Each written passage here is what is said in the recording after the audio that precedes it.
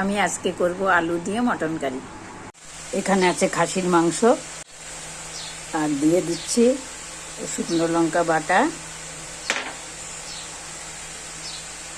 আর দিয়ে দিচ্ছি কিছুটা পেঁয়াজ, আর দিয়ে দিচ্ছি কাঁচা লঙ্কা বাটা, আর দিয়ে দিচ্ছি কিছুটা টক দই,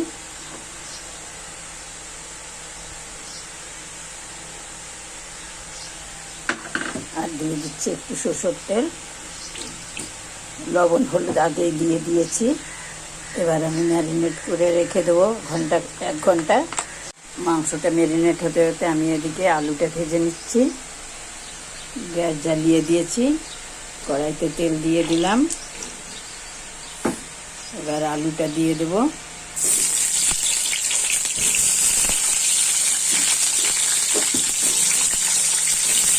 আলুটা আমি গোটা দিয়েছি, কাঁটা চামচ দিয়ে এরকম করে দিলে তাহলে ভেতরে সব মশলা যাবে, ভালো লাগবে। লবণ দিয়ে দিলাম, হলুদ দিয়ে দিলাম,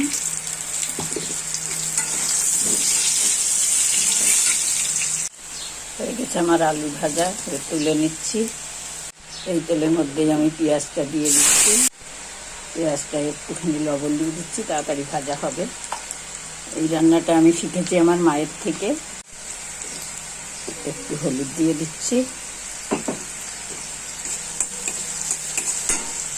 আলু পেঁয়াজ ভাজার সময় গ্যাসটা একদম কমিয়ে দেবে, তাহলে ভাজাগুলো ভালো হবে।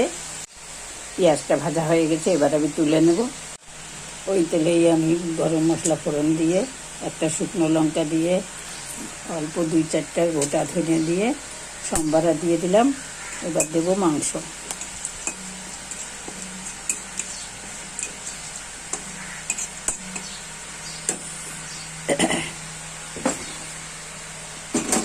মাংস ম্যারিনেট করা হয়ে গেছে, এবার মাংসটা দিয়ে দিলাম। মাংসটা আমি এখানে দিয়ে দেবো, তাহলে ভালো সিদ্ধ হবে, কষা হবে, প্রেসারে দিতে হবে না। আর দিয়ে দিলাম একটু ধনে জিরে গুঁড়ো। তেল ছেড়ে দিয়েছে, হয়ে গেছে আমার মাংস কষা। এবার আমি ভাজা আলু আর পেঁয়াজটা দিয়ে দেবো।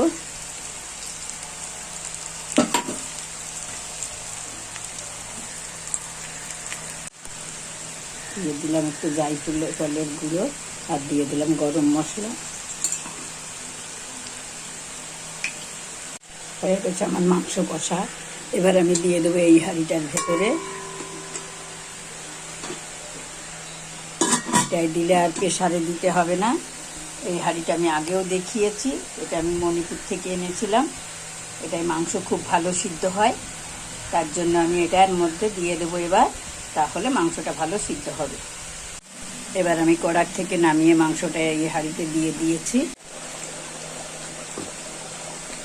এবার আমি দিয়ে দেবো 1 চামচ ঘি,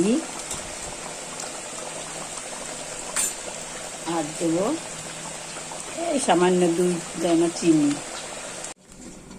হয়ে গেছে আমার মাংস রান্না। এবার আমি নামিয়ে দিচ্ছি। হয়ে গেছে বন্ধুরা, আমার রান্না কমপ্লিট। তোমাদের ভালো লাগলে করে খেও, আমাকে সাবস্ক্রাইব করো, লাইক করো, শেয়ার করো। আজ আসি, এরপরে আসবো অন্য ভিডিও নিয়ে।